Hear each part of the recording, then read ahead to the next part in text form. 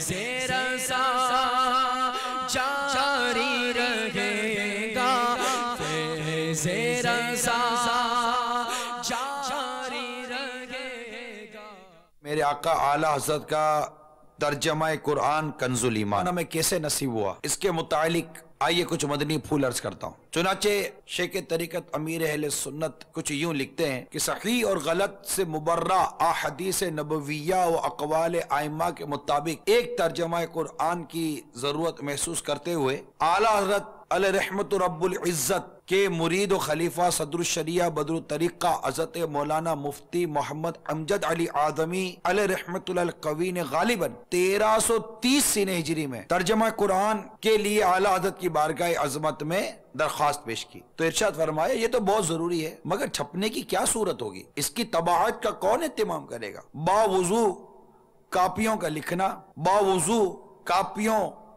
اور حروفوں کا تصحیح کرنا، اور تصحیح بھی ایسی ہو کہ اعراب، نقطے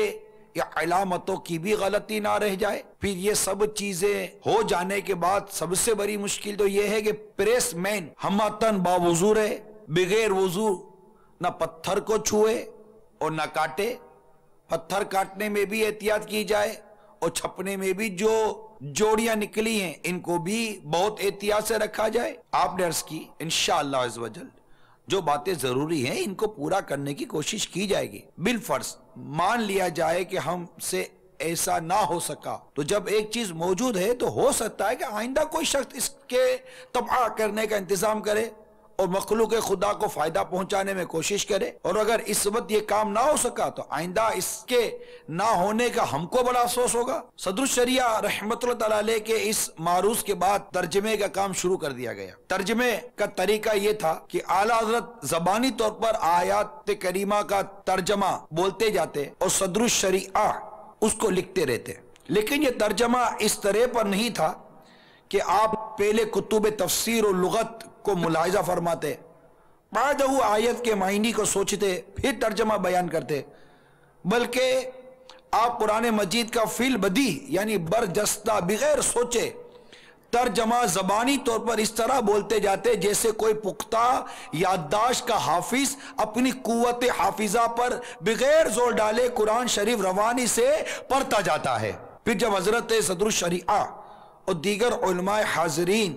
اعلیٰ حضرت کے ترجمے کا کتب تفاسیر سے تقابل کرتے تو یہ دیکھ کر حیران رہ جاتے کہ اعلیٰ حضرت کا یہ برجستہ فی البدی ترجمہ تفاسیر معتبرہ کے بالکل مطابق ہے۔ الغرض اسی قلیل وقت میں یہ ترجمے کا کام ہوتا رہا۔ بحمد اللہ تعالی صدر الشریعہ بدر الطریقہ کے مساعی جمیلہ سے خاطر خواہ کامیابی ہوئی، اور 1 سال سے بھی کم مدت میں ترجمہ کنز الایمان مکمل ہو گیا۔ یوں مسلمانوں کی کثیر تعداد مجدد اعظم امام اہل سنت کے لکھے ہوئے قرآن پاک کے صحیح ترجمے کنز الایمان سے مستفید ہو کر آپ یعنی صدر الشریعہ کی آج بھی ممنون ہے۔ الحمدللہ دعوت اسلامی کے مکتبے نے اس ترجمہ قرآن کنز الایمان کو شائع بھی کیا ہے، اس کی زیارت کر لیجئے اور اسے پڑھنے کی نیت بھی کر لیجئے۔ یہ اعلیٰ حضرت کا ہم پر کتنا بڑا احسان ہے کہ آپ نے ایک قلیل مدت میں ہمیں کتنا زبردست ترجمہ قرآن بنام کنز الایمان عطا فرما دیا، اور کروڑوں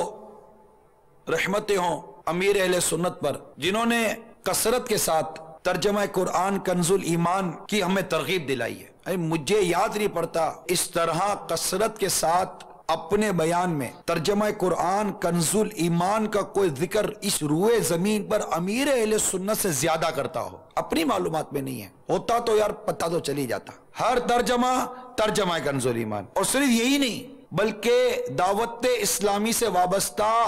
ہزاروں مبلغین کو تاکید کہ جب بھی ترجمہ بیان کریں